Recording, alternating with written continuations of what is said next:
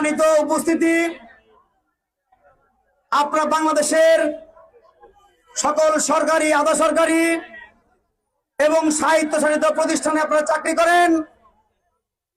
প্রিয় সাংবাদিক ভাইরা, আপনারা জানেন এই মানুষগুলোকে নিয়ে বাংলাদেশ আউটসোর্সিং কর্মচারী ঐক্য পরিষদ দীর্ঘদিন যাবৎ রাজপথে দাঁড়িয়ে ন্যায্য দাবি আদায়ের জন্য আন্দোলন সংগ্রাম অব্যাহত রেখেছে।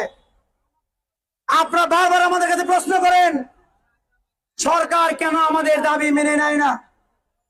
আপনাদেরকে বলতে চাই, আমাদের দাবি সম্পর্কে আপনাদেরকে জানতে হবে।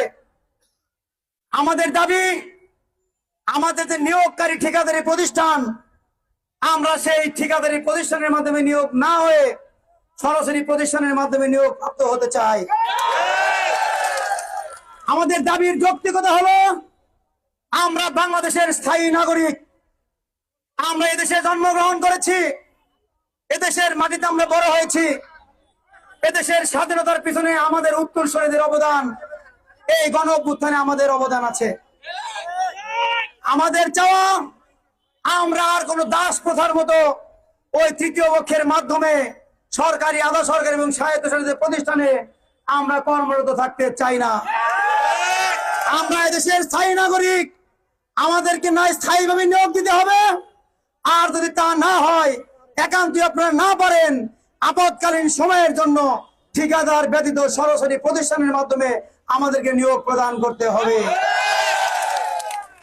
বাংলাদেশে আপনারা জন্মগ্রহণ করেছেন, আমরাও জন্মগ্রহণ করেছি। আপনারা সচিব হয়েছেন, আপনারা বড় বড় পুলিশের কর্মকর্তা হয়েছেন, আপনারা সরকারের বড় বড় কর্মকর্তা হয়ে আপনারা সকল দায়িত্ব পালন করছেন, পরিবার পরিজন নিয়ে ভালো আছেন।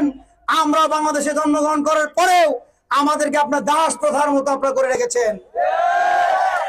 24-এর গণ অভ্যুত্থান, এই গণ অভ্যুত্থান আপনাদের স্লোগান ছিল, বাংলাদেশের প্রত্যেকটি প্রতিষ্ঠান থেকে আপনারা বৈষম্য দূর করবেন।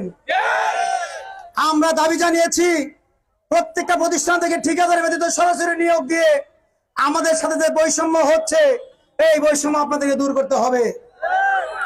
ছোট্ট একটি দাবি, এই ঠিকাদার বাদ দিয়ে সরাসরি নিয়োগ করলে সরকারের কিন্তু একটা অতিরিক্ত টাকার প্রয়োজন হবে না।